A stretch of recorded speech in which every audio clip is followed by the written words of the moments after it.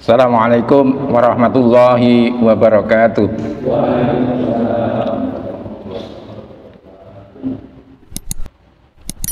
Alhamdulillahirabbil alamin. Wassalatu wassalamu ala asyrafil anbiya'i wal mursalin wa ala alihi wa ashabihi ajma'in. Ibu-ibu dan bapak-bapak serta saudara-saudara sekalian, alhamdulillah bahwa sampai saat ini kita masih diberi kesehatan dan kemampuan sehingga kita masih mampu untuk belajar, ya, untuk menambah pengetahuan kita, untuk yang sudah tahu ya biar untuk memperkuat yang belum tahu supaya tahu. Ibu-ibu, bapak-bapak dan saudara-saudara sekalian, pada malam hari ini saya mengambil tema tentang pengangkatan anak. Bagaimana ceritanya tentang pengangkatan anak ini sebelum datangnya Islam dan pada awal-awal Islam serta dalam perjalanan selanjutnya. Ibu-ibu, bapak-bapak dan saudara-saudara sekalian, sebagaimana hal yang biasa bahwa orang-orang yang sudah menikah itu pada umumnya mereka menghendaki diberi momongan, diberi keturunan. Jadi orang yang menikah itu umumnya salah satu tujuannya supaya nantinya bisa mendapatkan keturunan, sehingga keturunan itu nantinya juga bisa bermanfaat ketika yang bersangkutan sudah semakin tua, ya. Karena bagaimanapun ya, kita manusia itu semakin lama semakin tua, kemampuan kita semakin lama semakin berkurang. Nah, ketika kemampuan kita itu sudah berkurang, maka orang yang diharapkan bisa membantu kita adalah orang yang terdekat dengan kita. Orang yang terdekat dengan kita adalah anak-anak kita semua. Oleh karena itu wajar kalau orang-orang yang sudah menikah itu menginginkan memperoleh keturunan. Di antaranya ya, ketika sudah menikah, sudah beberapa lama ya, kok belum mendapatkan karunia dari Allah ya, berupa anak ya, mereka gelisah ya, dan berupaya dengan berbagai macam cara supaya bisa memperoleh anak ya. Kalau pada masa modern sekarang ini ya, banyak cara yang bisa dipilih untuk bisa memperoleh anak ya. Kalau tidak bisa dari anak sendiri, bisa saja mengambil anak orang lain, atau dengan teknologi saat ini ada program bayi tabung, sewa rahim, maupun dengan adopsi atau pengangkatan anak ya. Untuk program bayi tabung ini dalam Islam diperbolehkan asalkan ya, bibit dan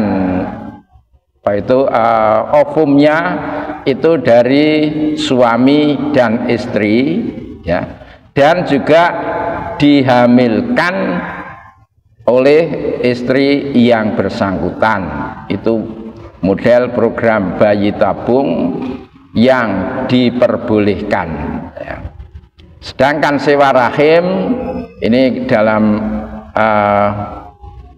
keilmuan itu adalah hampir sama dengan program bayi tabung tadi, hanya saja setelah terjadi pembuahan embrio dititipkan kepada orang lain, kepada wanita lain.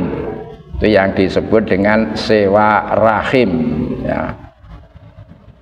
Kemudian kalau pengangkatan anak adalah anak orang lain kemudian diakui sebagai anaknya sendiri, ya. Nah, kali ini yang akan saya sampaikan itu yang terkait dengan pengangkatan anak atau seringkali disebut dengan adopsi, ya. Nah, bagaimana dalam Islam sejarahnya tentang pengangkatan anak ini, ya. Sebagaimana kita pahami bahwa pada masa jahiliyah, ya, itu seringkali terjadi peperangan, ya, antar suku, antar kabilah, ya, dan siapa yang menang itu bisa memperoleh rampasan-rampasan dari peperangan itu untuk dimiliki, ya. Jadi pada masa jahiliyah adopsi itu sudah membudaya, ya.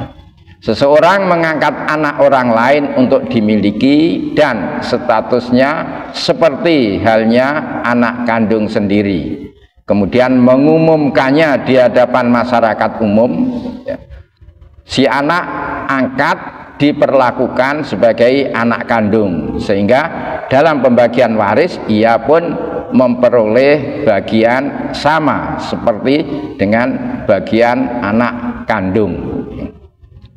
Hal itu juga pernah, ya, dilakukan oleh Rasulullah, ya.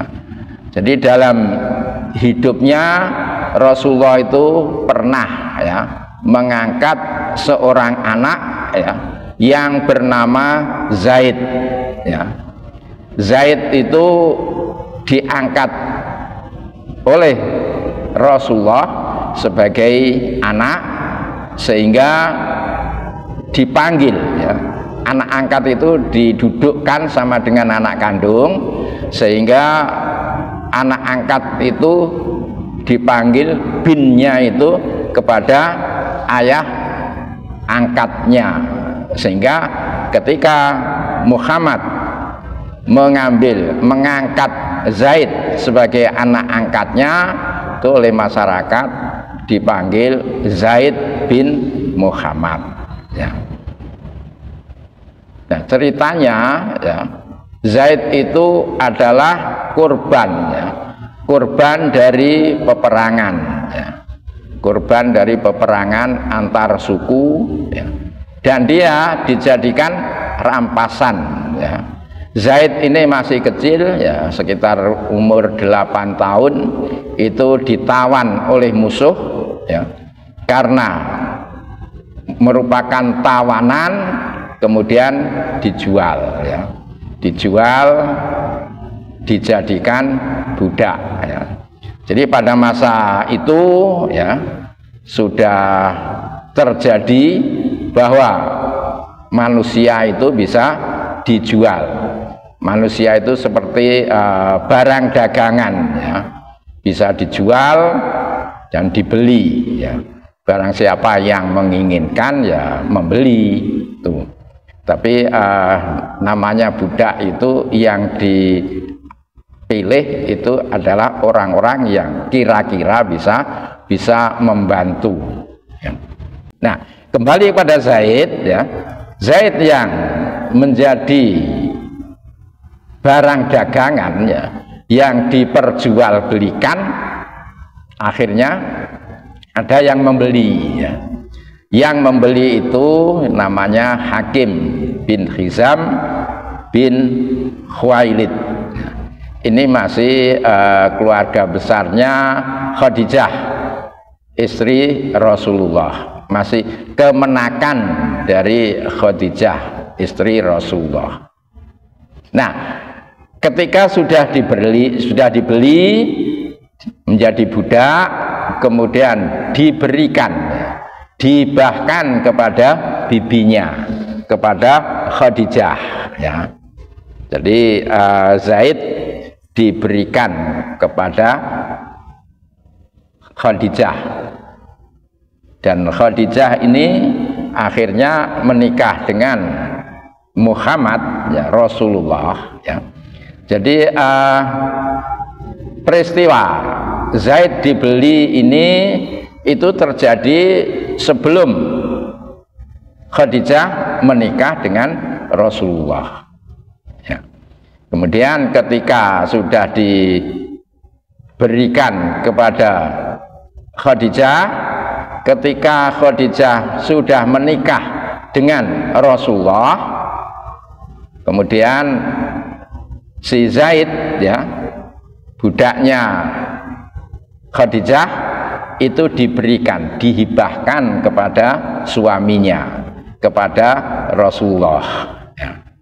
Jadi dengan begitu maka Zaid ini, ya, itu hidup bersama-sama Rasulullah, ya.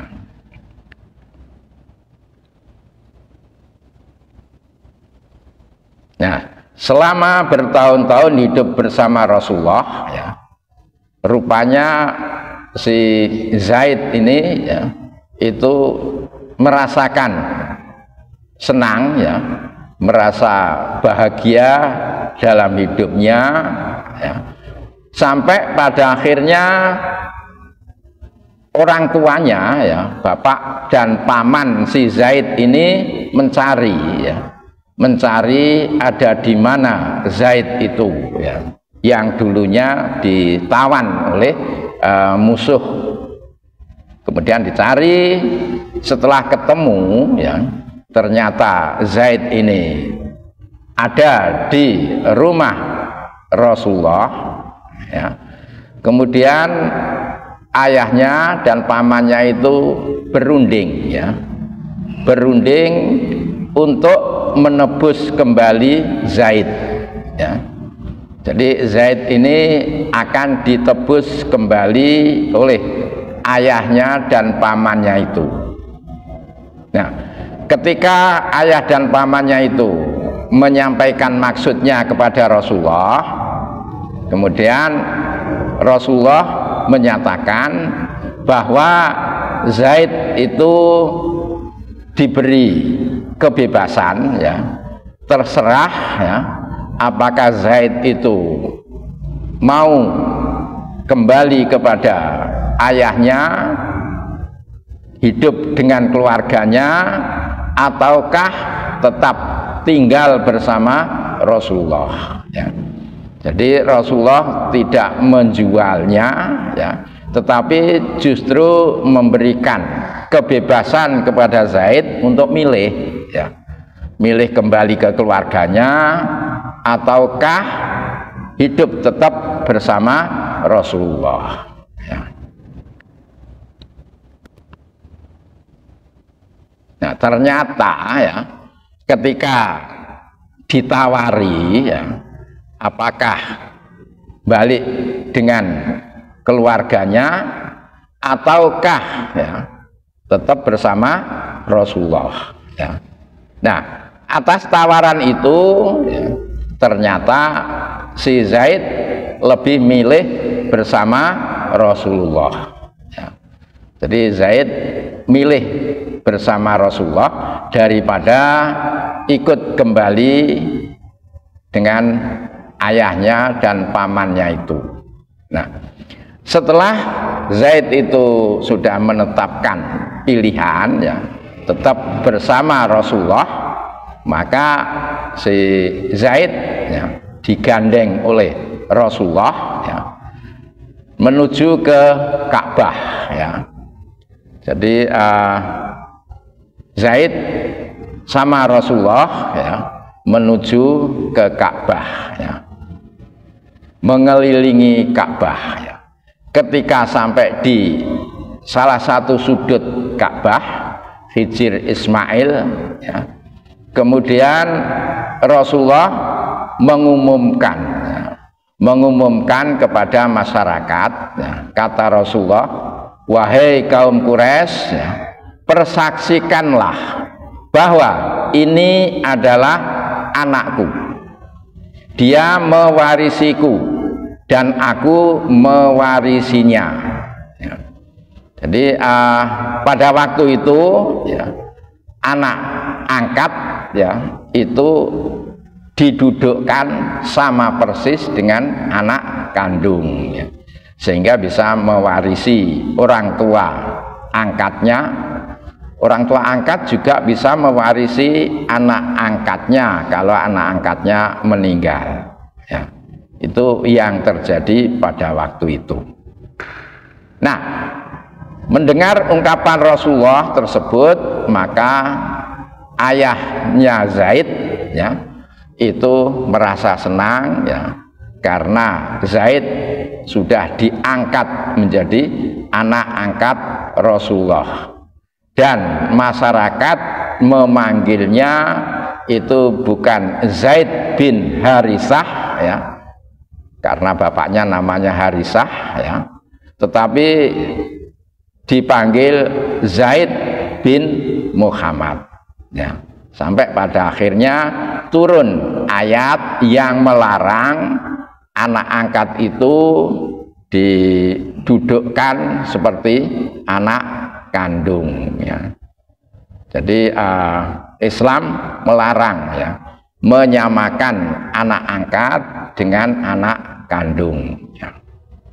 Itu ketika Allah sudah menurunkan ayat ya, A'udzubillahi minasyaitonirrajim ya, wa ma ja'ala ad'iyaakum abna'akum zalikum qaulukum bi afwahikum wallahu yaqulu haqqa wa huwa yahdis sabil ud'uhum ya li abaihim wa aqsatu indallah ya.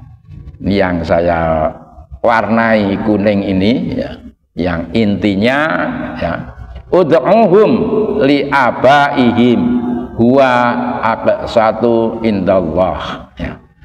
Panggillah anak-anak angkat itu dengan panggilan ayah kandungnya ya. Jadi dengan turunnya ayat ini ya, itu anak angkat nggak boleh lagi dipanggil binnya kepada ayah angkatnya, tetapi diperintahkan anak angkat itu panggilannya ya binnya kepada ayah kandungnya. Nah, setelah turun ayat ini, masyarakat yang mempunyai anak angkat ya itu banyak yang mengembalikan anak angkat itu kepada orang tua kandungnya ya. Tapi untuk Zaid ya, karena sudah memilih ikut Rasulullah ya, maka meskipun panggilannya berubah ya, Zaid bukan lagi bin Muhammad ya, tetapi tetap tinggal bersama Rasulullah ya. Akhirnya panggilannya Zaid bin Harisah ya. Harisahnya itu adalah ayah kandungnya. Nah, selanjutnya nanti ada juga kaitannya ya, ketika banyak masyarakat yang mengembalikan anak angkat ke orang tua kandungnya, itu ada anak-anak angkat yang kadang-kadang ayah kandungnya tidak diketahui ya. Ada beberapa, salah satu diantaranya yang namanya Salim ya. Salim itu diangkat oleh Abu Hudzaifah ya sebagai anak angkat, tetapi karena nggak tahu siapa ayahnya ada di mana, akhirnya Salim itu tetap ikut Abu Hudzaifah ya. Itu ada peristiwanya ya, karena anak angkat itu tidak sama dengan anak kandung ya, maka anak angkat itu tidak termasuk mahram bagi keluarga orang tua angkatnya. Nah, terkait dengan salim ini itu karena salim itu bukan lagi mahram ya, maka tentu saja memberikan ada batasan-batasan ketika salim itu bergaul dengan keluarga ayah angkatnya itu ya, utamanya dengan istrinya Abu Hudzaifah itu ya, sehingga akhirnya istrinya Abu Hudzaifah itu melapor menghadap kepada Rasulullah ya, menyatakan, wahai Rasulullah ya, Salim itu anak angkatnya Abu Hudzaifah ya, itu hidup bersama kami di rumah kami ya, sehingga kami tidak bisa bebas untuk misalnya membuka hijab dan sebagainya karena di sana ada Salim itu ya. Ketika istrinya Abu Hudzaifah itu melapor kepada Nabi ya, kata Nabi, susuilah dia supaya menjadi mahrammu ya. Ya ini hadisnya sahih ya. Akhirnya supaya bisa menjadi mahramnya, maka si istrinya Abu Hudzaifah itu disuruh menyusui. Padahal Salimnya itu udah gede, udah dewasa ya. Nah, dalam fikih ya, itu pembahasannya bahwa penyusuan ya, memberi susuan kepada Salim itu tidak secara langsung, tetapi susu diperah ya, dimasukkan ke wadah kemudian diminum oleh Salim ya. Tapi dalam fikih itu merupakan kekhususan ya, tidak berlaku umum, hanya berlaku untuk Salim saja ya. Sehingga yang lain ya, kalau menyusu ya, orang dewasa menyusu wanita ya, itu ya enggak otomatis menjadi mahramnya ya, karena susuan yang menimbulkan mahram itu hanya ketika penyusuan itu dilakukan sampai si anak itu berusia 2 tahun. Lebih dari itu maka tidak bisa menjadi mahram dengan cara penyusuan itu ya. Itu sisi lain dari anak angkat tadi ya. Selanjutnya kita kembali pada Zaid tadi ya. Rasulullah menyatakan ya, setelah ada larangan mendudukkan anak angkat seperti anak kandung ya, itu merupakan hukum ya, menghapus hukum tabani. Tabani itu pengangkatan anak tadi ya. Jadi pada masa itu pengangkatan anak itu enggak boleh lagi dengan cara memasukkan seperti anak kandung ya. Nah, kemudian sejalan dengan itu ya, maka enggak boleh ya, ada ancaman bagi orang yang memasukkan atau menyatakan anak angkat itu sama seperti anak kandung, itu mendapatkan ancaman-ancaman baik dari Allah maupun yang lain ya. Ini jadi dengan turunnya ayat tadi nggak boleh lagi anak angkat didudukkan sama seperti anak kandung. Nah, ini juga ada hadis yang lain yang juga jelas-jelas ya menyatakan larangan mendudukkan anak angkat sama dengan anak kandung ya.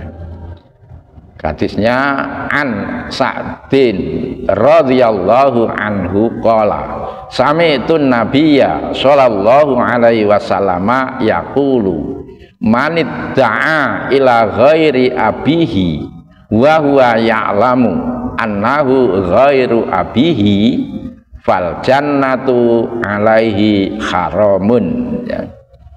Ini hadis ini diriwayatkan atau diceritakan dari Sa'ad ya. saat ini sahabat, yaitu orang Islam yang bergaul, pernah bertemu dengan Rasulullah dan meninggal dalam keadaan Islam, itu sahabat ya.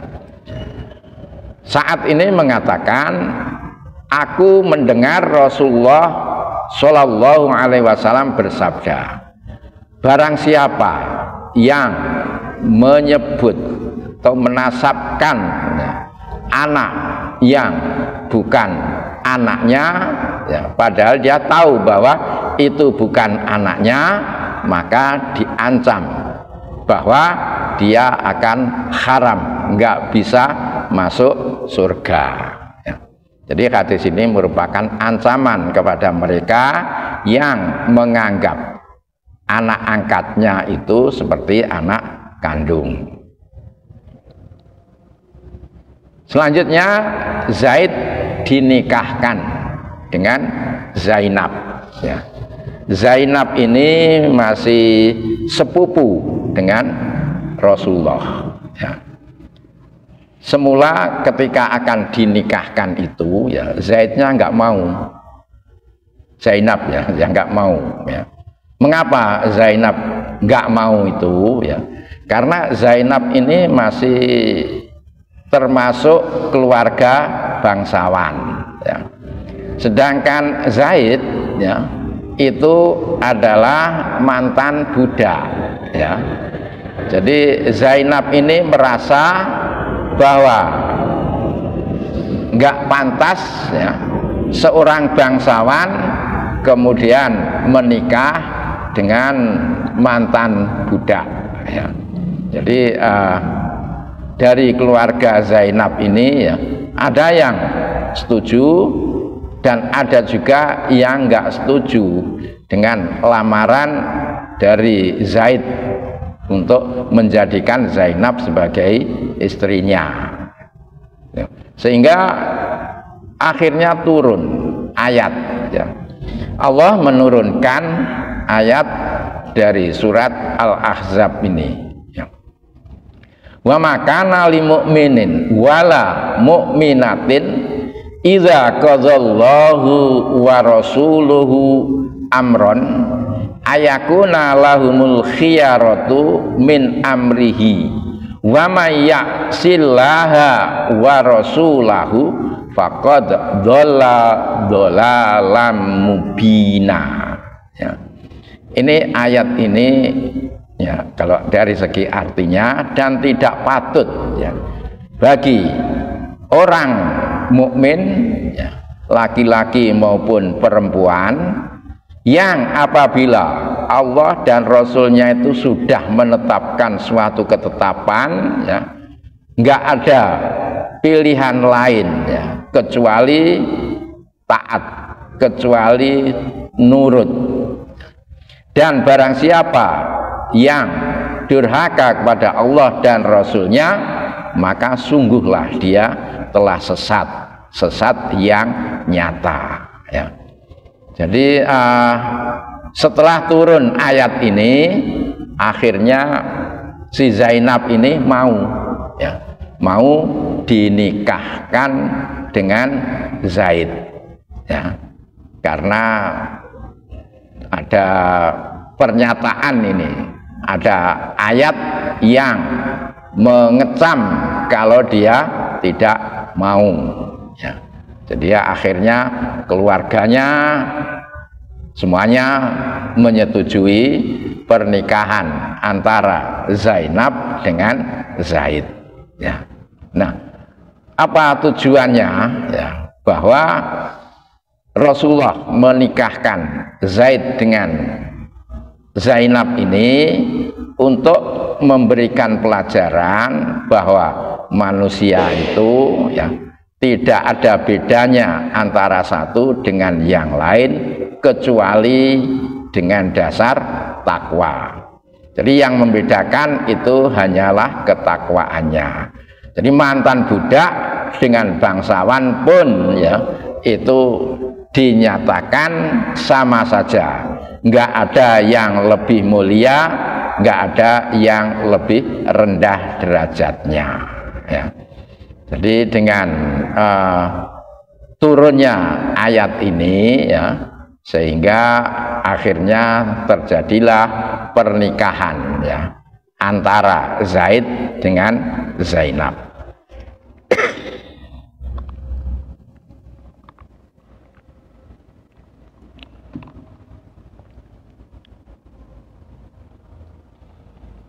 Nah, selanjutnya ya, ternyata kehidupan keluarga dari Zaid dan Zainab ini ya, dirasakan kurang bahagia ya.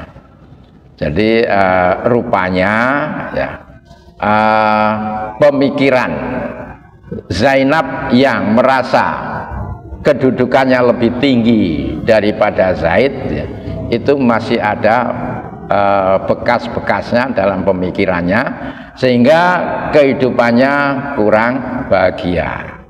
Nih. Nah, karena kehidupan keluarganya itu kurang bahagia ya, maka Zaid ingin menceraikan ya, ingin menceraikan istrinya si Zainab itu ya. Zaid matur kepada Rasulullah ya, akan menceraikan itu, tetapi oleh Rasulullah nggak boleh ya, jangan ya, tetaplah bersama istrimu ya, ini. Nah, tetapi rupanya ya, Tuhan Allah mengizinkan ya, sehingga Allah menurunkan ayat ini ya, masih surat Al-Ahzab ya.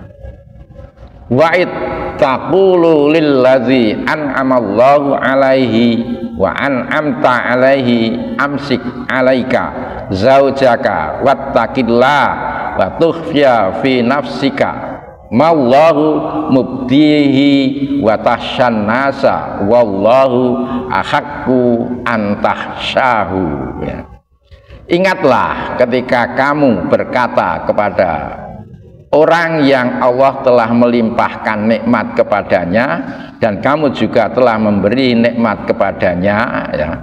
Ini mengecam Rasulullah ya, ketika melarang Zaid yang akan menceraikan istrinya itu ya. Rasulullah kan mengatakan, tahanlah terus istrimu dan bertakwalah kepada Allah. Ini artinya Rasulullah nggak memperbolehkan ya, si Zaid akan menceraikan istrinya, itu nggak boleh ya. Nih.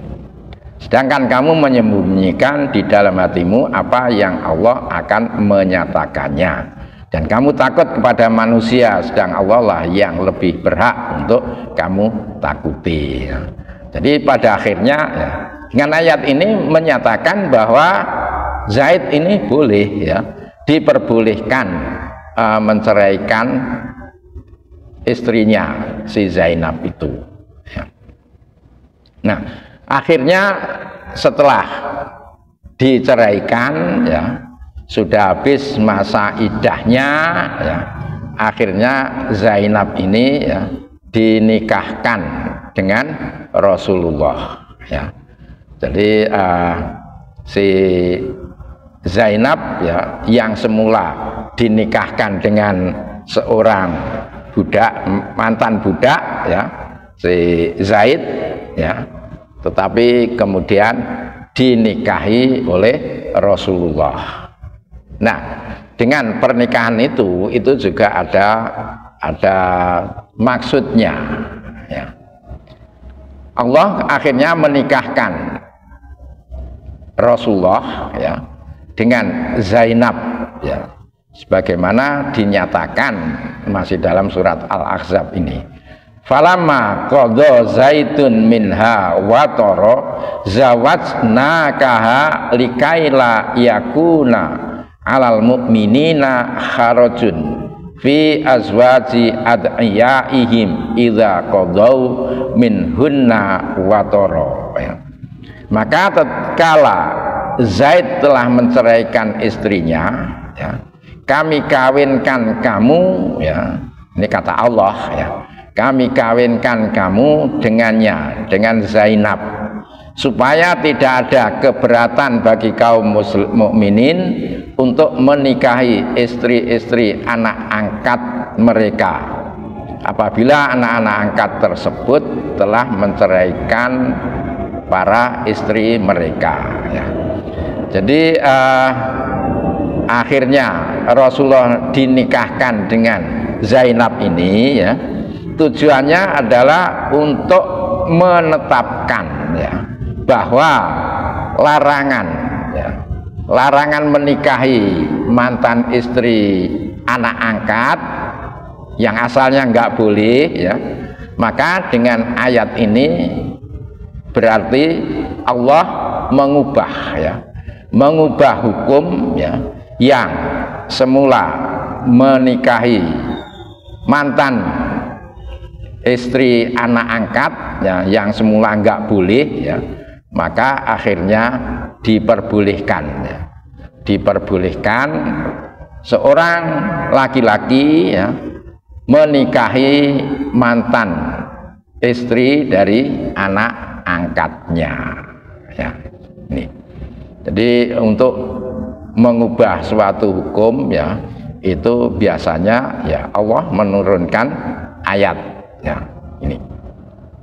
Nah, dari cerita tadi ya, ada beberapa yang bisa kita simpulkan ya. Yang pertama, bahwa pada awal Islam anak angkat disamakan dengan anak kandung ya. Panggilan kepada anak angkat ya, binnya itu juga kepada ayah angkatnya ya. Yang ketiga, anak angkat mewarisi harta orang tua angkat ya.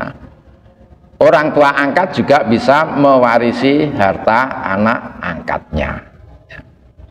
Setelah turun ya, surat Al-Ahzab ayat 4 dan 5 tadi ya, maka tidak boleh menasabkan anak angkat kepada ayah kandung ya. Yang kelima, di hadapan Allah semua manusia derajatnya sama ya, nggak ada bangsawan, nggak ada budak ya, sama, itu dalam pandangan Islam ya. Kemudian yang keenam ya, setelah turun ayat 37 surat Al-Ahzab ya, maka tidak ada lagi larangan menikahi mantan istri anak angkat ya, oleh ayah angkat ya. Jadi simpulannya itu ya, yang terkait dengan anak angkat ya. Dalam aturan perundang-undangan ya, yang dilaksanakan oleh pemerintah Indonesia saat ini ya, anak angkat ini betul tidak bisa mendapatkan warisan dari orang tua angkatnya, tetapi dalam aturan ya, yang disebut kompilasi hukum Islam ya, itu fikihnya Indonesia ya. Kompilasi hukum Islam itu dianggap fikihnya Indonesia ya.